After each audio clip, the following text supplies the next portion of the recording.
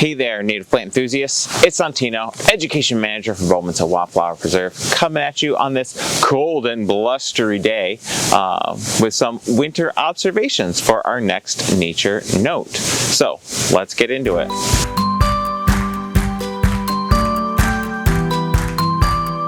As we start, I just want to give a huge shout out and thank you to everyone who's subscribed to the channel. I apologize, it's been quite a bit since our last upload, but hoping to be making more videos as the days start to warm a little bit. But in the meantime, there are still lots of fun things you can check out here on the preserve trails during the winter time or wherever you happen to be walking. One of them you can see displayed behind me. So in the fall, or I guess in the wintertime, typically you think about trees that don't have leaves on them. But here, as you can see behind me, we've got a couple different tree species that have kept their leaves all winter long. This is a phenomena known as marcescence. So typically in the fall, triggered by the fall, I should say, the veins that carry water and nutrients from the leaves to the tree trunk back and forth start to close up, and that causes an abscission layer. And what that does is, it'll cause the leaves to fall off after the fact. But with trees like you see behind me, that abscission layer hasn't formed and won't be triggered to form until the springtime. So we've got a couple species behind me. The phenomena of marcescence is typically seen in things like oaks, the hornbeam, the beech, and it's the latter two, the American beech and the American hornbeam, also known as ironwood, that you see behind me. We'll display this. Now, what's really cool is that we can use this, the characteristics of each of these plants to help us identify them in the wintertime. So if we look at something like our American beech, we'll see that it still retains its large yellowish leaves here. And if you look, the buds they look almost like cigars. It's what they refer to, cigar-shaped buds.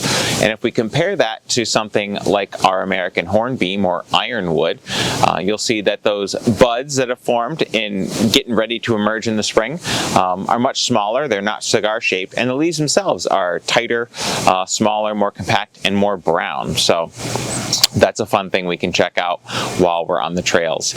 Leaves and branches, as they abscess and fall off, can leave behind, a variety of really cool scars. And so that's something absolutely worth checking out and observing the differences that you see between the various scar shapes are left over as the trees shed their appendages, so to speak. That can also be helpful when you're trying to do some winter identification out here in the forest. Additionally, and completely unrelated to marcescence, the preserve has a very special visitor that I wanted to share with you all. So a few weeks ago, a lovely eastern screech owl was spotted in this nest box right here. At least I think it's right there from the camera. And it's been spotted here ever since, enjoying the lovely rays of sunshine on these cold winter days. So eastern screech owls are Pennsylvania's second smallest owl, just slightly larger than the saw-whet owl, which the saw-whet's about the size of a soda can. Now, these are remarkably adaptable creatures. They can be found both in forested and suburban landscapes, and they are kind of the most abundant feathered predator in those urban landscapes. Eastern screech owls come in two different color forms. We have the gray morph and the red morph. The red morph is only apparent in about 30% of the population, so really cool that our friend here is one of the more unique individuals, or I'll say rarer individuals, in its red color form. So what's it doing out here? Well, it is probably getting ready for breeding season. So eastern screech owls have a relatively short breeding season that lasts between March and June, and prospecting for nest sites can start as early as February. They are cavity nesters, and they are secondary cavity nesters, meaning they don't make their own cavities, but they'll use holes they find in rotting wood or created by our friends the pileated woodpecker, or in this case, as you see behind me, a nest box that we provided. Now, what are they eating throughout the landscape? Well, while they are super cute and super, small, they are wonderful hunters and great predators. They'll eat things ranging from rodents to insects to crayfish to smaller birds, including the saw-whet owl. And like with many other raptors, of course, the females are much larger than the males. Now, the eastern screech owl gets its name from the call that you can hear as you walk through the forest, and especially more apparent during the breeding season.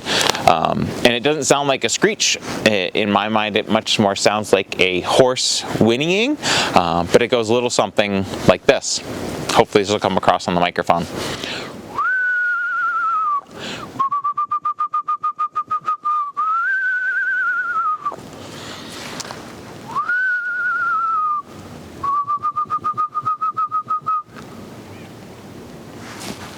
In any event.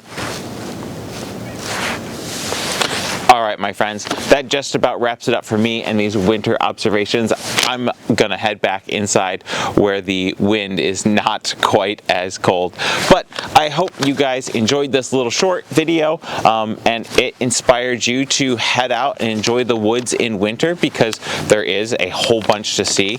And in addition, I hope that you are inspired to give this video a thumbs up, like it, share it with some friends, and let me know in the comments what your favorite thing to find in the winter is. What do you love about winter? For me, like I said, just finding the fun observations and exploring the world around me. So with that, until next time, keep on experiencing what's natural and learn what's native. Take care. When you see golden leaves sway in cold winter breeze, that's marcescens. Protecting the trees from dreaded herbivory, that's marcescens.